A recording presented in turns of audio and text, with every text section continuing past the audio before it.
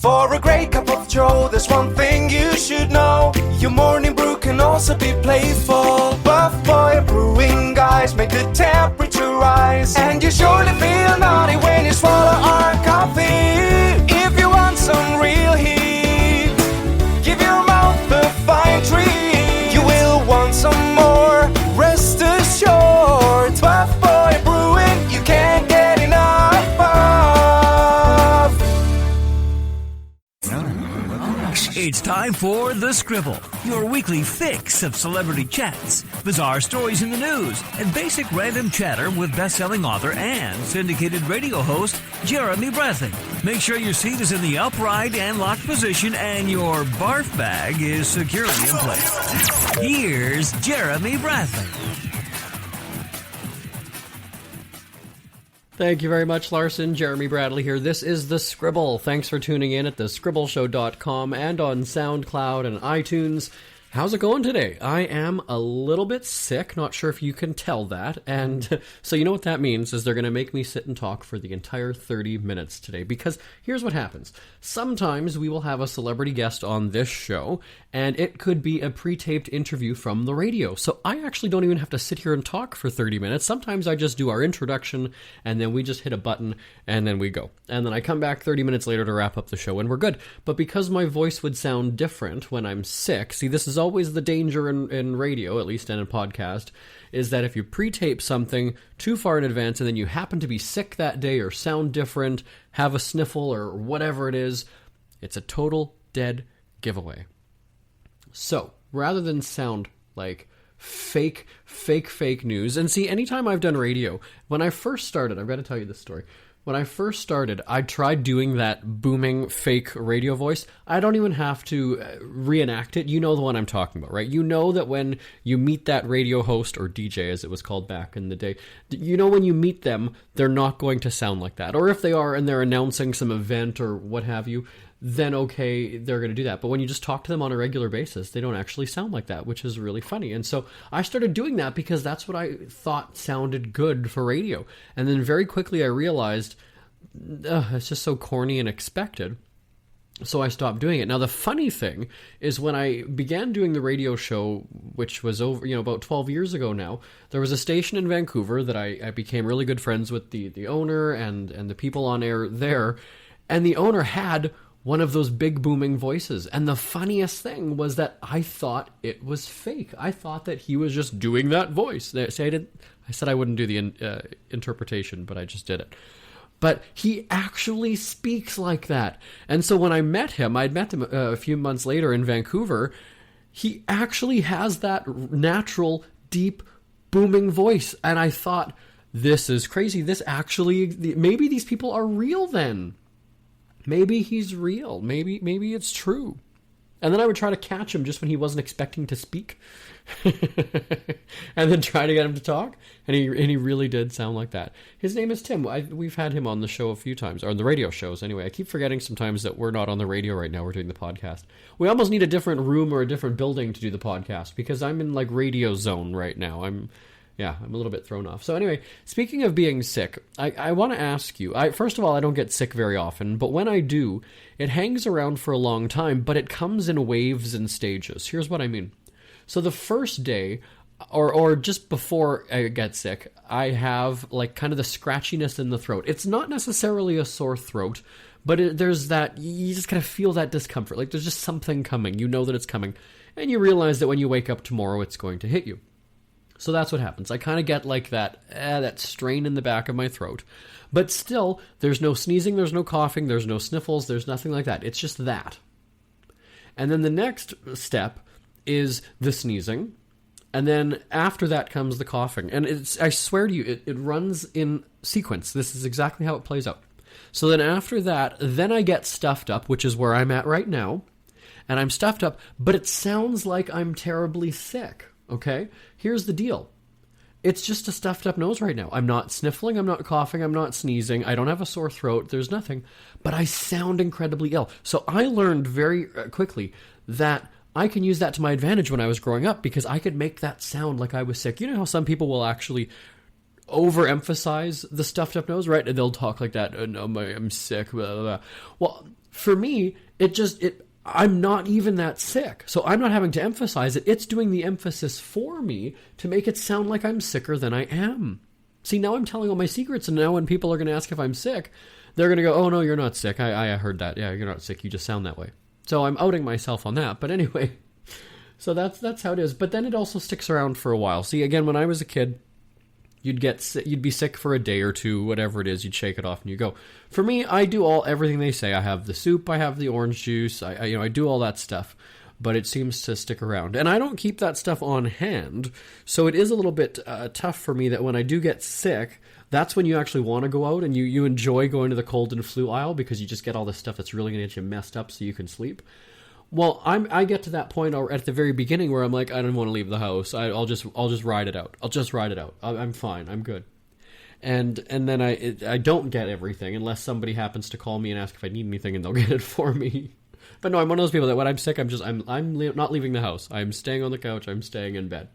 And I also don't like people fussing all over me. This was one of the things, again, I think when you're a kid, you kind of like your mom. It was always my mom. My dad really didn't care. He'd say, shake it off, you wimp. But my mom was always the one who'd come in, how's the patient? And she'd bring you your orange juice or ginger ale or whatever it was. So you played it up as a kid because you knew that you were going to get taken care of. But for me now as an adult, I actually just want people to leave me alone. I don't want to be asked over and over again how I'm doing. I don't want someone to point out or ask me, oh, are you sick? Well, what do you think? Do I normally sound like this and have a bright red nose that, well, depends what kind of vodka I'm having, but yeah, so now as an adult, I just want to be left alone. It's like, don't draw attention to it. Just let me sleep. Don't call me and ask how I'm doing. If there's something tragic, I will let you know, or you can read about it in the newspaper tomorrow.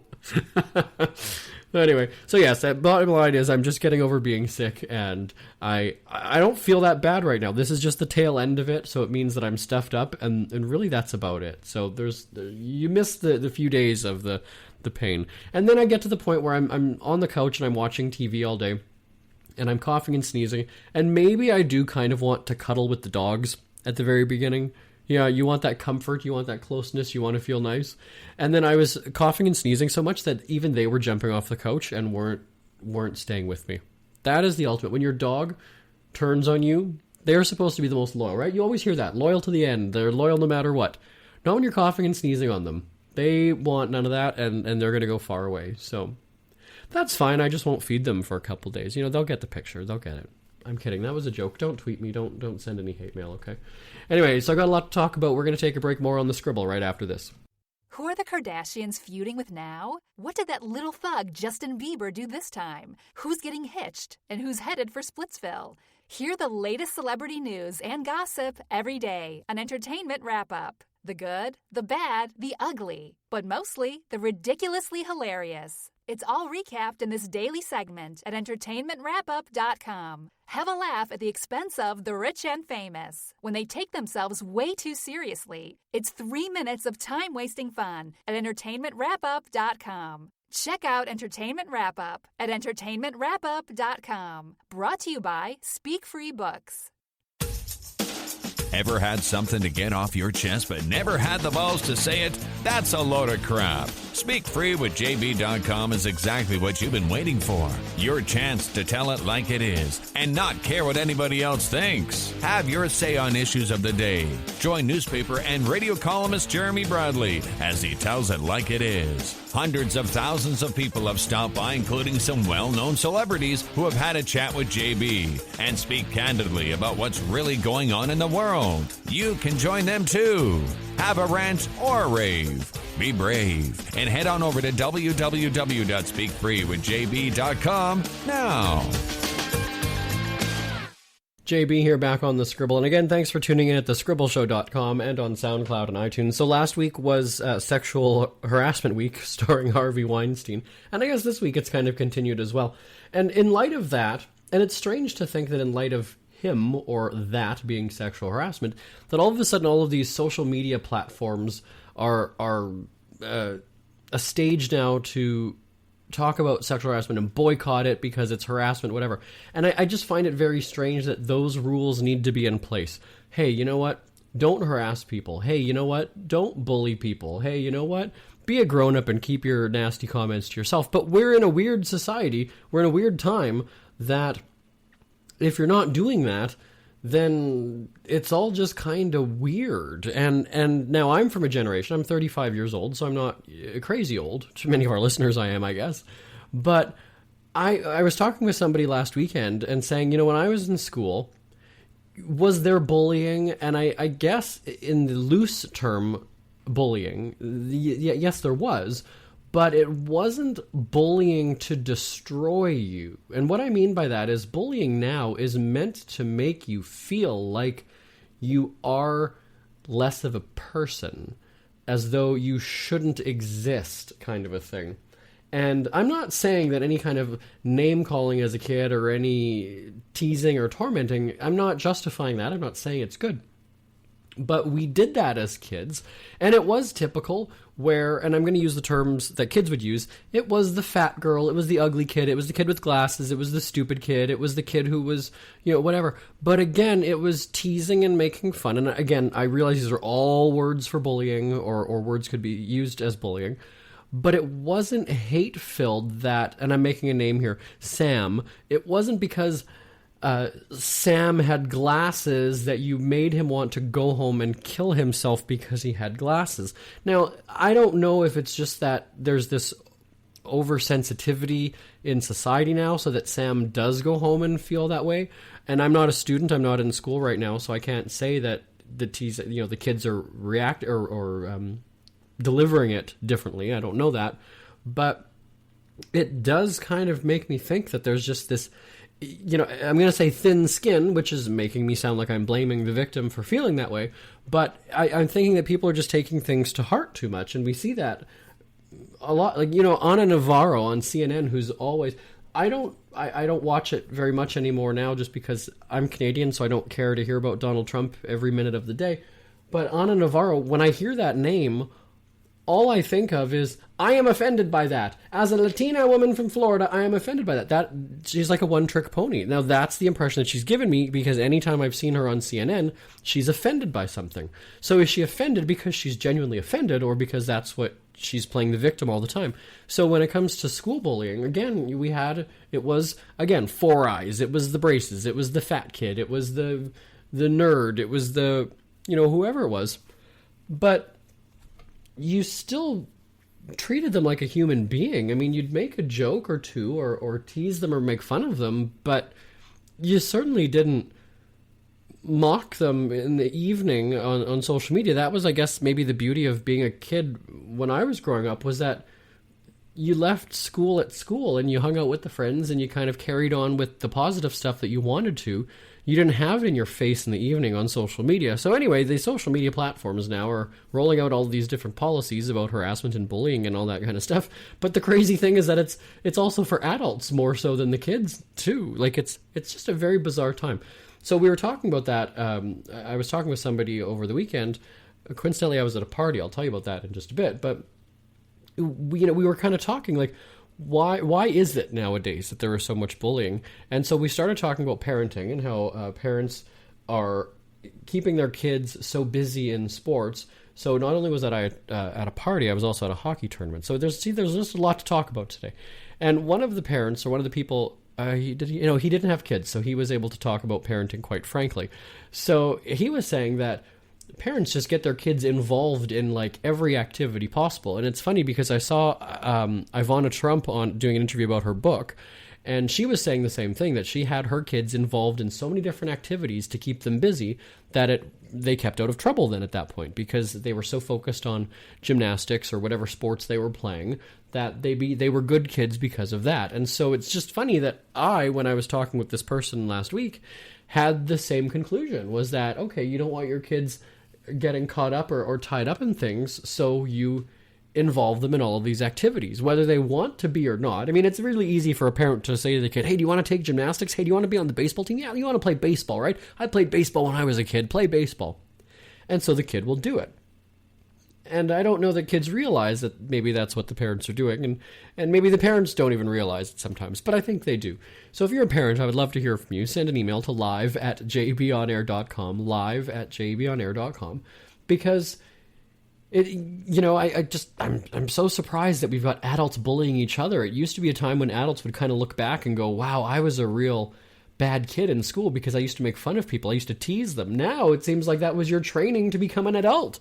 That's the way it is. That was your training ground, was the school classroom or playground or whatever, to hone your skills and become a pro harasser when you grow up. I don't know. I just don't know. I certainly have far better things to do with my time. No, I'm not even going to say that. I'm going to say that I actually don't have much of a life because I don't do things like that. I don't think, hey, I'm going to go now onto social media and just, I guess the term is troll, and just troll people's accounts and just disagree. It'll be funny when I post something, when I tweet something, and somebody says something nasty, I will then go to their page and look, because I just have this feeling that's what they're doing, is just going and replying to comment after comment on there, and sure as poop, that's often what they're doing. So let me say I make a comment about whoever, Harvey Weinstein even. So I make a comment about Harvey Weinstein. You'll have a defender or somebody then chime in, and so then I'll go and look, and it's like they're just following the hashtag Harvey Weinstein, and they are just firing back at everybody for the sake of firing back, not even necessarily anything related to, what they're talking about or what's going on. And that is fascinating to me. It's incredibly sad at the same time, but fascinating nonetheless. So now I've said a couple things, that I was at a party, and then I was also I was hanging around with children last week, and not in the Jared Fogle kind of way, but one of my nephews was in a hockey tournament, and he's 9 years old, and there's a whole bunch of other relatives that were at this tournament, not necessarily the parents, but relatives like me, and we were those of us who don't have kids can bond. That's the one good thing about a function like that. And we were talking about how some of the parents were just getting rowdy. Keeping in mind these are 9-year-old kids, there was also a tournament of 7-year-olds in the arena on the other side. But you've got the parents that are screaming and banging these noisemakers. You've heard about the stories where the parents are getting into brawls in the stands, or they're fighting with the coaches, the opposing coach, or the referees, and there's these fist fights or whatever it is. And I'm sitting there going, these are children playing hockey.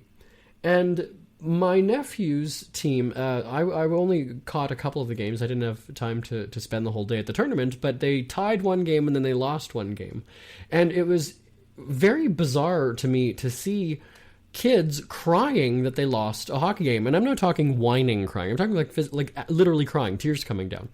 And I didn't feel bad for him. So you got your parents' eyes that are watering as well, because they see their kid is devastated and crying. So the parents are crying too. And I'm sitting there going, I should be live streaming this crap because this is too good. I mean, this is a fun game, isn't it? Like, why are you that devastated that you came in 4th place out of 10? I realize, I go through this every time the Olympics happens or whenever my opinion is, you were the best in the country, or you're best in your state or city or province, wherever you live, to be on the team, then that's an accomplishment enough. And then people yell at me, well, you don't go there to lose, you don't go there to come in second. I don't view second place as losing. I'm sorry. You might have lost the game, sure, in the technicality of it, but you came in second, which is not really a loss. You just didn't get the top prize, right? That's why they soften the Miss America thing as the runner-up. You're not the loser. You're second place, you're the runner-up. And so in hockey, to see these rough and tough kids that are not quite hitting at that point, at that age, although there were a couple of questionable moves, to then be just these crybabies, literally crybabies, crying coming out of the dressing room because they lost. I didn't understand it. I feel like Tucker Carlson right now when I'm talking like this. But it was strange to me. These bruisers on the ice, and then they come emotionally beaten down that they're crying. So again, it leads to the question of, is it for fun, or is it just that serious that you felt like you had to win? Again, it's the parents that are putting the pressure on the kids, and they're screaming and banging. Now, I've never played hockey, so I don't know exactly what you hear when you are on the ice. I don't know if the kids can actually hear the parents screaming, because I was sitting beside my dad, and he's like, oh, get up, but not shouting it. So I'm like, are you talking to the kids? Or like, well, who are you expecting to hear you? Or like, I don't. So it was a little bit sad. sad in a funny way, a laughable way to me. Going, you're that broken up at 9 years old that you lost a hockey game, kid. You're gonna get eaten alive when you're a grown up, and when you flunk a driving test, or when you, I don't know, you're just gonna be devastated. You're gonna be devastated. And again, so that's where there's that irony of you're a rough and tough hockey bruiser, but then you're crying because you lost the game. I'd love to know your thoughts on this. Hockey parents, don't chime in if you disagree with me. But no, I do. I love hearing from everybody. Send an email to live@jbonair.com. Yes, I was at a party last week. That story is coming up. It's never too early to start thinking about your next holiday. Have you checked out Mexico recently? From tequila tasting, swimming with horses, to ziplining through the jungle and watching whales and dolphins in their natural habitat, Puerto Vallarta has it all. Visit mexico.jbonair.com to see all the fun PV has to offer. That's at mexico.jbonair.com for hundreds of photos, interviews, and videos from around the tourist hotspot. Check out mexico.jbonair.com for all the fun. That's mexico.jbonair.com. Jeremy Bradley here, back on The Scribble. Again, thanks for tuning in at thescribbleshow.com and on SoundCloud and iTunes. You can subscribe and take us with you everywhere you go. And that's the great thing about our show going live on Fridays, is that we can keep you busy on the weekend. Not that you have anything better to do on the weekends, but you might go to a party. And so I was mentioning it earlier in the show that I, believe it or not, went to a party last weekend. And I am not the most social on weekends. Here's why. Because during the week, when I'm hosting the radio shows and I'm in the newspaper and I'm out in the public or whatever it is, there's that expectation that you're going to be on. There's that expectation that you're going to be funny, that you're going to do what you do and be who you are, and you're going to be sarcastic and you're going to be witty. But I like to just go and be able to hang out. So when I was at my nephew's hockey tournament, I just went in sweats, grubby shoes, a baseball hat, and I was just kind of hanging out.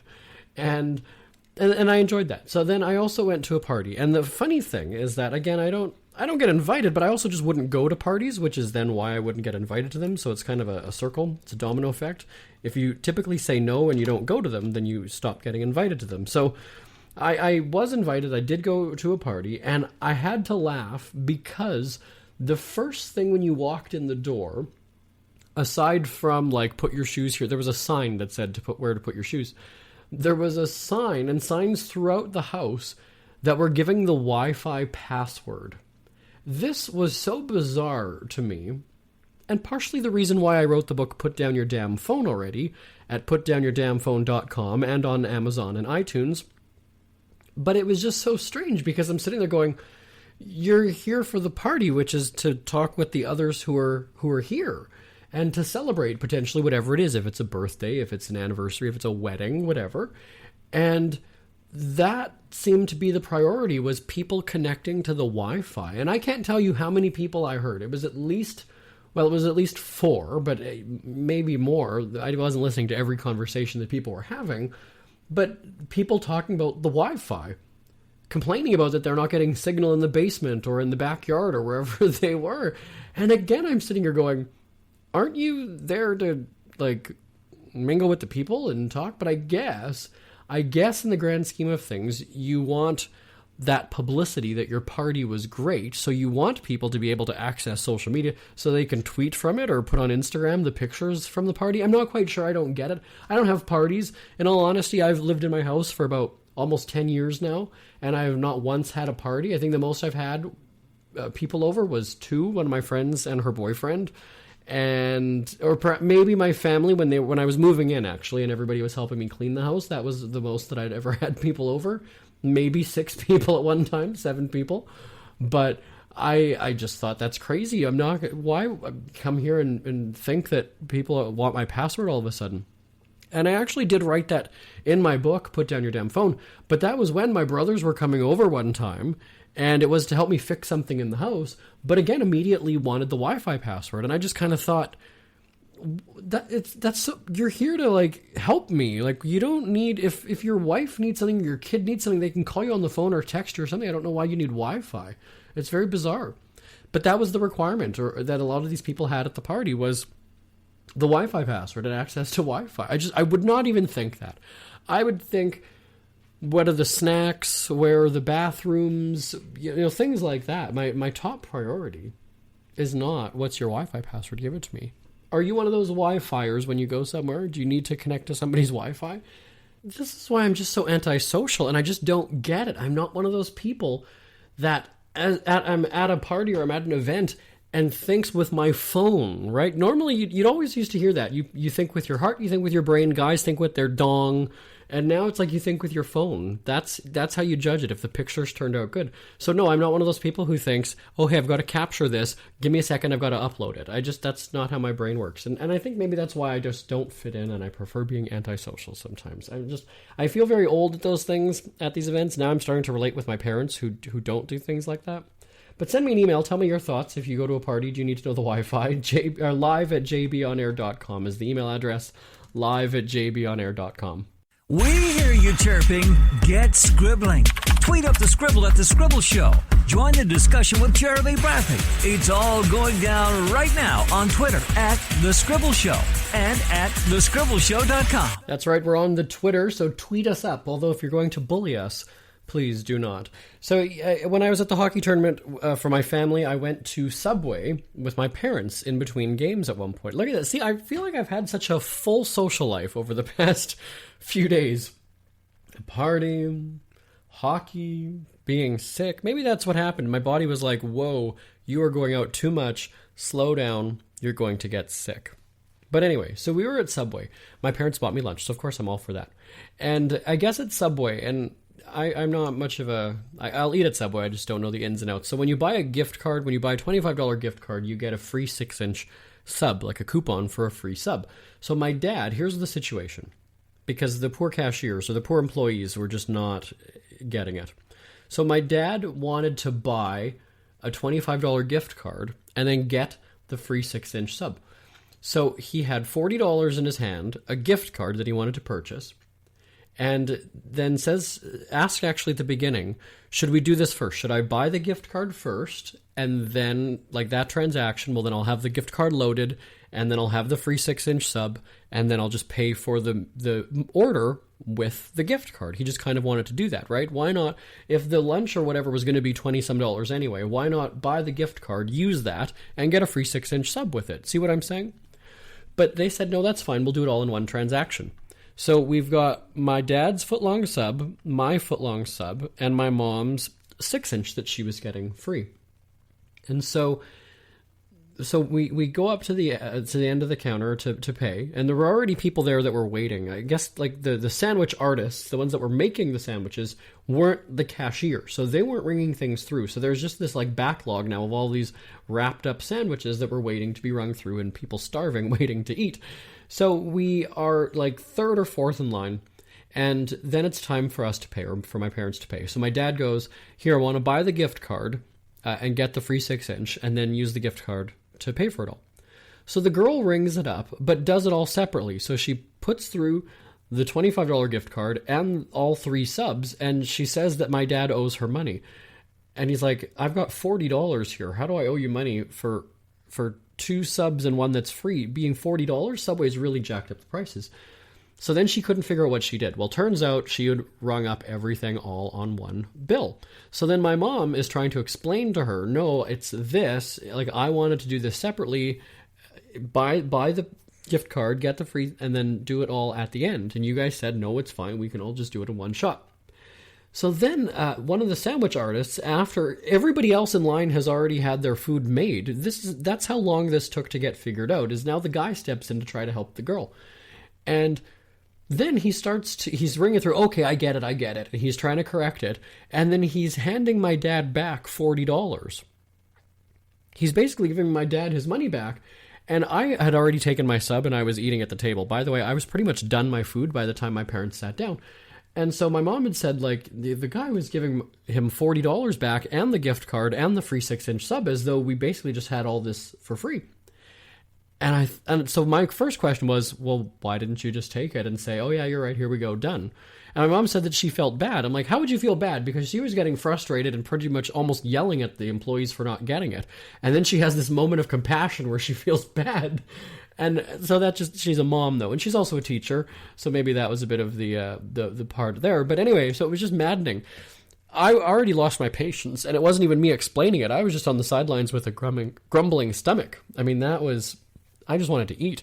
So yeah, they just couldn't handle the transaction. It was quite funny. But would you have taken the $40, or would you have been honest and said, no, I should be at least, $15 or whatever and change, whatever it is? Send me an email, live@jbonair.com. Well, thank you so much for joining us, or joining me and putting up with my sick voice and my stuffed up sound today. I'm back next week here on The Scribble. Bye-bye, everybody. Want more Scribble? Check out thescribbleshow.com for past shows, celebrity interviews, cheapskate tips, and more. That's at thescribbleshow.com and on Twitter at The Scribble Show. The Scribble is a speak-free media presentation. If you want some real heat,